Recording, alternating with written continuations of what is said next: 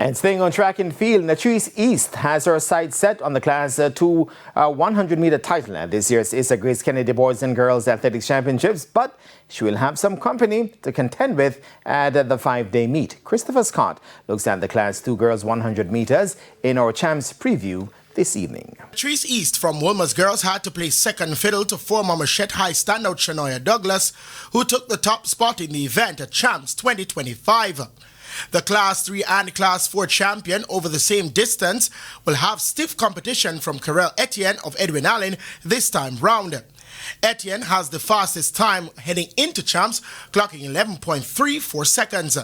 They are yet to clash this season, with their previous battle coming in last year's Class 2 final, where Etienne placed fourth.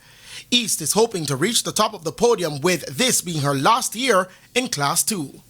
Yeah, I think I've improved. I mean, my times this year have been faster than last year's time, so I'd say I'm improving this season. Focusing on my individual race and improving my times at each meet, so I'm just been focusing on my personal improvement and taking it from there into the championships. The 17-year-old sprinter believes she is good to go for the 5-day meet.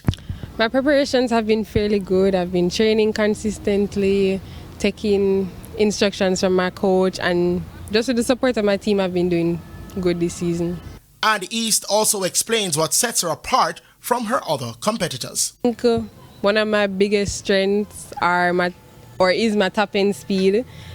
That's why I prefer the 200 meters. I have time to, fix whatever I never fix at the start. So my top end speed is probably one of my best strengths. Head coach Michael Carr knows it won't be easy for East.